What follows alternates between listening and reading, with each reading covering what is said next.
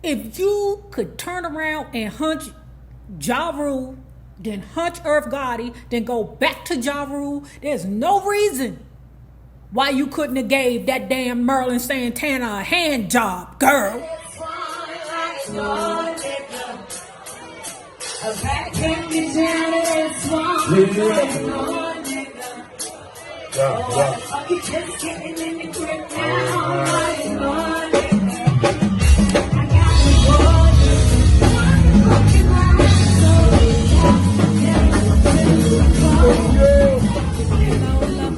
If you have not already done so, please remember to like, share, and subscribe because it is so important to my success here on the YouTube. And if you are not a part of our Bella Book Club, please hit the Patreon link below. And for a $5 monthly fee, you can be privy to all the shenanigans before YouTube gets it, if YouTube gets it. Now let's talk about Karrine Steffans' Confessions of a Video Vixen part. This is either 18 or 19. We come to the end. I'm sorry. And on top of that, it looked like we're not going to be doing the Q&A this Friday because I thought I was going to be able to get it done this week. No, so it's probably going to be next Friday. I'm so sorry, guys. I'm so sorry. So listen, where we left off, the man Merlin Santana, you know, the young man that was Rudy's friend, or Rudy Huxtable's friend on the Cosby Show when he was younger, and then he moved on to become a attractive piece of the Steve Harvey Show. That's what I'm gonna say. Okay, I forget his name. Was it Romeo? I think so, right? And then he passed tragically. What happened is she broke it down of how she met Merlin Santana. She actually met him shortly after she moved to LA. But Chuck called her and was like, girl, Merlin trying to get in contact with you, okay? She said, okay, sure, you know, give him my information so that, you know, we can get together. Now, she's still confused as to why Merlin wants to talk to me and why is it such an emergency for him to talk to Karrine, because they hadn't talked in a while. An hour after she gets off the phone with Chuck, she starts talking to Merlin. They're having frequent conversations now, right? So one day when she left a Wesley Snipes party, she received a call from Merlin. Hey, what you doing? Come on over, okay? She gave him the key to, or the code to the gate to get in. You know, he came by, okay? She said that he looked terrible, that he looked almost filthy. His shirt was filthy, his clothes was filthy. He just looked very disheveled. Now, she has a concern about him, you know, but he's starting to let her know what is going on in his life. Now, number one, this, okay, Merlin, you know, you done gone yonder. But let me tell you something. Ladies, be careful, because sometimes niggas will come over, sit on your couch and cry a river, you know, in order for you to be like, oh, baby, oh, you're crying a river. Let me save you with my vagina. Came to the house, you know. She was quite disturbed because she was like, damn, he is up right now, okay?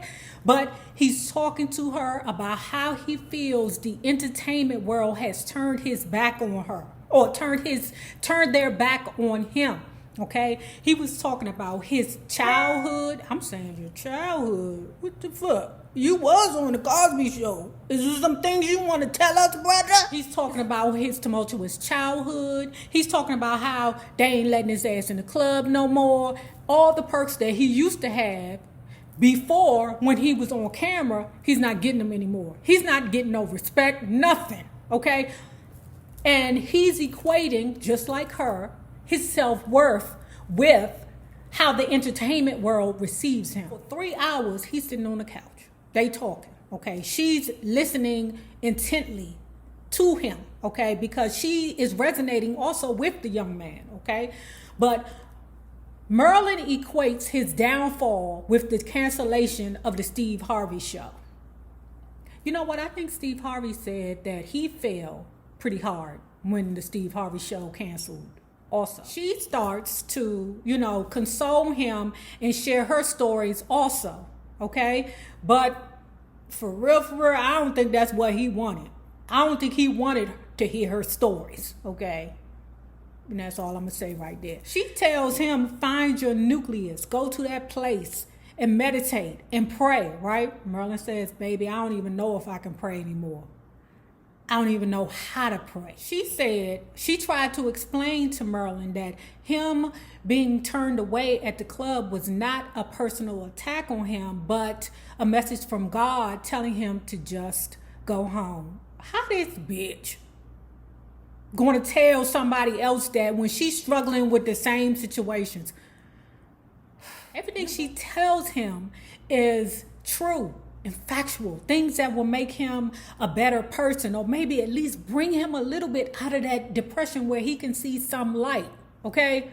But she ain't doing it. You just left a party with Wesley Snipes, so you can't be with him. You're not with him because you're still in. He's not. With tears in his eyes, he looked at her and said, well, if you and I were together, then maybe things would be all right. She said, answer no. Number one, and this is where I'm going to give you a dummy shot, bitch. If his ass was on and popping still, you would have been there, okay? Because wasn't nobody else trying to bun your ass, okay? If he was still working on the Steve Harvey show or doing whatever it is that he was doing to make him the it guy, you would have been with him. Trust me. And that's why I don't like your bitch ass. That's what made me change my whole perspective on you, because I was giving your old freak ass a chance, right? But this right here, ho, you were not responsible for that man. But the only reason why you didn't even consider it was for the reason why he was there, because he was rejected by the industry. And your bitch ass so quick to suck the industry's dick that you like, oh no, I can't be with you. You ain't in the entertainment world no more. And he internalized that, okay? Even if it was just for that moment, in regards to like, not say, no, I won't be with you. Because she's like, no, that's not what solved this problem. I'm here to be your friend. She said when he told him no, he just left. He felt that rejection all over again. Girl, you could have gave him some pussy. That's all I can say. You could have gave him some pussy. That's all I mean, you suck everybody else's dick. You could have put him in a tub, washed his ass real good, and gave some pussy. Okay? She said at 5 a.m, this Negro left her house to roam the streets. She said she knew he was in a shroud of darkness. I could dig it, you know? But, and again, I'm going to, reiterate, it is not her job to save him. She got to save herself. Okay? But, you have to understand how important your status was to him at the time.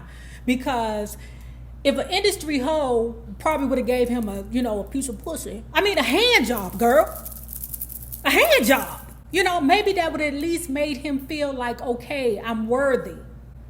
Gave him a hand job and then send him to Dr. Phil. She said that wasn't the last time, that actually he came back again, but this time he was upset with her. Okay? This time he said, the reason why you're rejecting me is because I'm not in the entertainment world no more. And if and when I get back on top, you're going to be sorry. Oh yeah, she would have been sorry. If the tragic events wouldn't have happened with Merlin, yes, that bitch would have been sorry. Sorry ass bitch. She said that night they kissed. That's it. As they did the first night. So she didn't fuck him the first night or give him a hand job, but she did kiss him. And she said it felt wrong. You know why it felt wrong? Because it wasn't connected to a it dude, who was on top of his game. Now, if you could turn around and hunch Ja Rule, then hunch Irv Gotti, then go back to Ja Rule, there's no reason why you couldn't have gave that damn Merlin Santana a hand job, girl. She said after rejection, she still wanted him to stay with her, okay? Didn't matter. Merlin was like, I'm done. She said Merlin's death solidified the end of an era. She reflected back on how her and Merlin used to be together cruising the streets. I'm sure this is the time when he was on and popping. She said although many things had changed in her life, some things remained the same. Enter DMX. My bad, y'all. I had to do a whole wardrobe change, okay? But forgive me, child. I had to stop being an old good book recapper and turn to an old nigga to cuss somebody out, okay? But y'all don't need to know that person, okay? Y'all need to know this NayRob, not the old NayRob, because the old NayRob can be old. Woo! They had been bumping into each other here and there for years, okay? But they didn't consummate the relationship until, what did she say, November of 2002. My voice is hoarse because I was cussing people out. She said that the relationship was beautifully tumultuous, okay? Now, those were not her exact words, but let me explain it to you. She talked about how he drove so erratic, right, that she almost jumped out the car at a red light one time. Girl, bang, you ain't jump. If you jumped out the car, you was going to jump back in it, okay, because you knew you was going to jump back on that pickle. She said that DMX knew that she was old trollop around here to the hip-hop industry, and he accepted her for that. Listen, baby, everybody, they always going to accept you for being a trollop. You know why? Because you're not their wife and you're not their girlfriend. You're just the trollop that they're dealing with at that time. That's just the point of it. Whenever she be like, they accepted me for that, I'm like, Joe, what else are they supposed to accept you for? I mean, you're not their wife, you're not their girlfriend, you're not their main chick. So he said that he had this bad boy image that just fueled her. You know, she was excited by him. He could be so rough and at the same time be so gentle. You know, he even met her son. They would fly kites together, you know. And, you know, I'm wondering how many other men met her child. You know, you can't just throw your son in and out of men's life, but, you know, those are lessons that bitch still haven't learned yet. She said when they would get into it, he would, you know, bark at her. You ain't never had a nigga like me. Because if you did, you would be in love by now, okay? She said she was in love, but she didn't tell him that she was in love. I know. See, that bad boy thing, it's just something about that bad boy. But let me tell you something. Them bad boys, them street dudes, they don't love nobody but bad girls and street hoes. You heard me? They will marry that street hoe. You know why? Because that street bitch will shove crack cocaine up in their pussy when they go visit him down there to the jail and pull it out, you know, and put it in her mouth and then suck face. And then next minute, you know, there's crack in the prison. She said, and this is always the thing that gets us women, okay? The fact that you get this bad boy, but he treats you so sweet. You know, you be like, damn, I done tamed the savage beast. That's an accomplishment to us. Until he steal your wallet, until he crash your car. Okay, until he eat up all your son's Cheerios, okay? But that's I get it, you know? I'm not judging her for that, but I get it. She said whenever she would reach out to him and be like, I need some love, he'd grab her, kiss her in the mouth, and make her feel beautiful and what she needed to feel in that moment. She was in love with it. That's what them bad boys do to you. And then steal your purse. One time she was down there to the hotel with him. They arguing in the hotel. The people in the lobby used to them acting like two niggas in the jungle making love, or two gorillas in the jungle making love, you know, whatever. And they would just look at him because they would, you know, do crazy things like throwing stuff. Well, she would throw stuff at him because she thought that he was cheating on her with another girl or messing with this girl. Baby, it's not cheating. The only person that could say cheating is his wife. His wife was back home. Okay, that's the one who could say that. Him, girl, you just one of.